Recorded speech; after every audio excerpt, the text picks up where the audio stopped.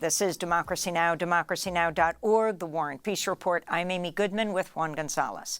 Well, the federal indictment of Donald Trump is making headlines around the world today.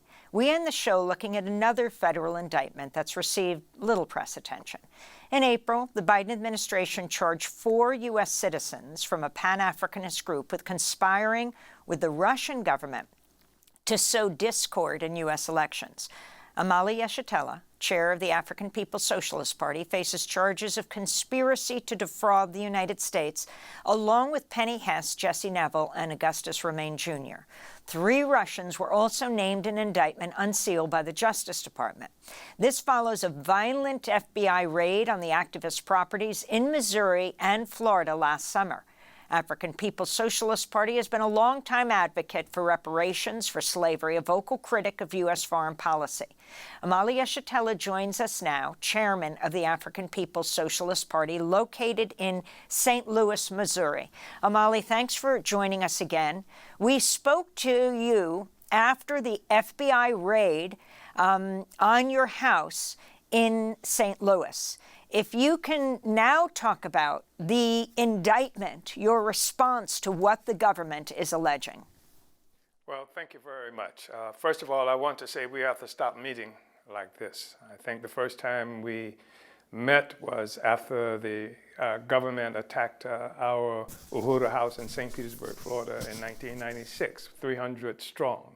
And then we've talked subsequent to that, the July 29th attack on the Uhuru House in St. Petersburg, Florida, and as you mentioned, my home in St. Louis, Missouri, as well as offices and homes of our party members in 2 states, St. Louis and in St. Petersburg, Florida. So, as you mentioned, the indictment happened after something like 9 months after we were characterized as unindicted co-conspirators in some plot with the Russians, who it is said that we served in fighting around the questions of reparations and fighting to bring the United States before the United Nations for the crime of genocide against African people, and for our differences with the United States in terms of the Ukraine war.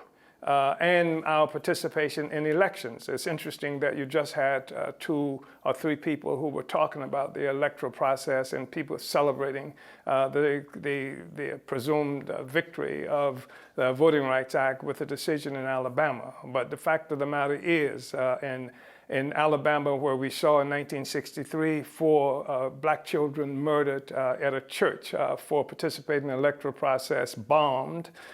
In 2022, on July 29th, my house was bombed because of our participation in the election. In this instance, they call it flashbang grenades and things like that in our participation in the election. So even characterizing this thing in Alabama as some great victory for voting rights, the fact is that whether or not you can participate within districts that are characterized as fairly drawn, if you're going to be attacked for participating in what you do and how you do it, then there's no justice there, there's no democracy there. So we were, on April 18th, we were indicted, me, Jesse Neville, Penny Hess, 2 white people who work on the solidarity part of our party, were indicted. On May 2nd and May 8th, we had to turn ourselves into federal court in Tampa, Florida, back to Florida again, where we were handcuffed, placed in leg irons, and then brought before cells, and then brought before a judge who we are told really was quite lenient with us because we were released on something like $25,000 bail, and the only provisions associated with that is that we have to be open to investigation or visits at our home by forces who function sort of as parole officers, and we had to turn in our passports, and we couldn't have any personal weapons on the premise, and if we go any place, we have to let them know, and we have to report once a week to this supervising officer. So that's where we are now in terms of the outcome of the indictment up to this point. And so trial dates have to be firmed, but we expect that early next year. And Omali, Yeshitela, what is the substance of the federal government's indictment and this allegation that you were involved in a conspiracy with Russian citizens? What are they saying that your organization did? Well, they said we participated in elections in 2017, 2019. They said that we participated in gathering petitions and doing a tour where we were calling on people to support us in bringing the United States before the World Court for violation of the 1948 United Nations Convention on the Prevention and Punishment of the Crime of Genocide. They said that I attended a conference in Russia that was an international conference where people from around the world attended the same conference that talked about self-determination, et cetera. I mean, these are the things that we are claimed to have done that resulted in this indictment. And so what they've done is cover the fact that generally what I've just mentioned is something that presumably is covered by First Amendment rights, freedom of speech, freedom of association, freedom from unlawful search and seizure and these kinds of things, and said that, well, ordinarily that's the case, but in this instance, he was functioning, or our party and movement and the people that they have indicted were functioning as agents of Russia. So it liquidates the fact that for 60 years, 50, almost 60 years, of political activity, we've been doing more or less the same thing. They liquidate the fact that in 2007, and anybody can go and look at this, I was invited to speak in Huelva, Spain, for an international audience that supported by the government of Spain, where they provided transportation resources for us and said more or less the same things, except in this instance, my condemnation was not around the Russia-Ukraine question, but it was around the United States' involvement in Iraq and Afghanistan. So there's nothing new that I'm doing now that I haven't been done. I opposed Vietnam War. I interceded in various kinds of attacks. I was in Ireland in 1980s when the United States was supporting England's effort to keep that people under colonial domination. So there are various other places that I've traveled to expressing unity with oppressed peoples and winning unity with the struggle of African people here and around the world. And you mentioned that that your organization has existed for more than 60 years. For those people who are not familiar with the African People's Socialist Party, could you talk about its origins and its platform? Yeah, I think that's important because it should be understood that I am a product of the Student Nonviolent Coordinating Committee organizationally, SNCC. That SNCC was the organization that projected the Black Power slogan demand into public discourse and the political agenda of African people all around the world in the 1960s. I was a part of that. I was arrested for the first time politically in my history as a consequence of tearing down a vile, vicious, racist mural that was hanging on the wall of the city of St. Petersburg, Florida, that depicted black people as ape-like forces, and 8 by 10 mural. I snatched that down. I was taken to trial. I was tried. I was charged with 11 offenses. I was charged, sentenced to 5 years in prison. And while out on bond for that, just a few days later, Martin Luther King's assassinated. I'm in Gainesville, Florida, and 4 days after that, protesting his assassination. I was arrested again, this time because I said something that they said was an incitement to riot. The first person arrested in the state of Florida for a new charge called inciting to riot, and it didn't require a riot to happen. I just had to want one to happen when I spoke. Thought crime. There's been that kind of history. So from SNCC, we created the Hunter Militant Organization, a group called JOMO, that organized throughout the state of Florida and throughout Kentucky initially. And I was in prison various occasions, free speech issues all the time for that. And then we came to certain conclusions that it was not enough just to have protest movements. We have to move beyond protests and move toward the question of capturing and yielding political power. So in 1972, after working for a while with various organizations, we created the African People's Socialist Party.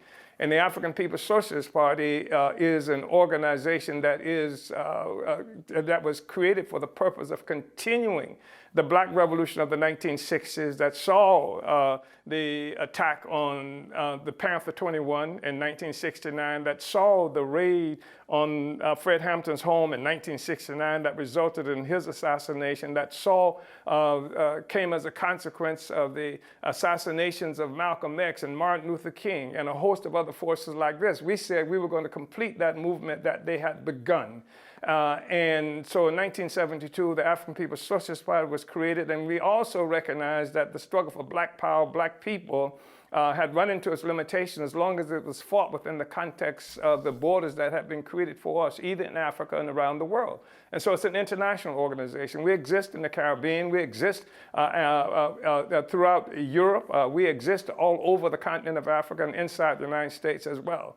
And so we are an international organization. We're African internationalists, and our politics is informed by a revolutionary theory called African internationalism that we have developed over the last 50 years of trying to find solutions for the practical contradictions that Black people are confronted with here. We have created more than 50 different economic development projects, many of them centered right here in St. Louis, where we came under assault. And we have suffered as a consequence of this process. We were attacked first on July 2nd at the St. Petersburg, Florida, by someone with a flamethrower, a military-grade flamethrower that torched a 15 by 25-foot flag, red, black, and green flag that was perched atop a 50-foot flagpole. We were attacked subsequent to that, July 29th, as most people now have come to understand who are familiar with this case. Subsequent to that, in August, a car was broken in and a vehicle was stolen. A vehicle was broken in and computer stolen, passport stolen, various other things like that. The banks have now begun the process of sanctioning us, Regions Bank first and subsequent to Regions Bank.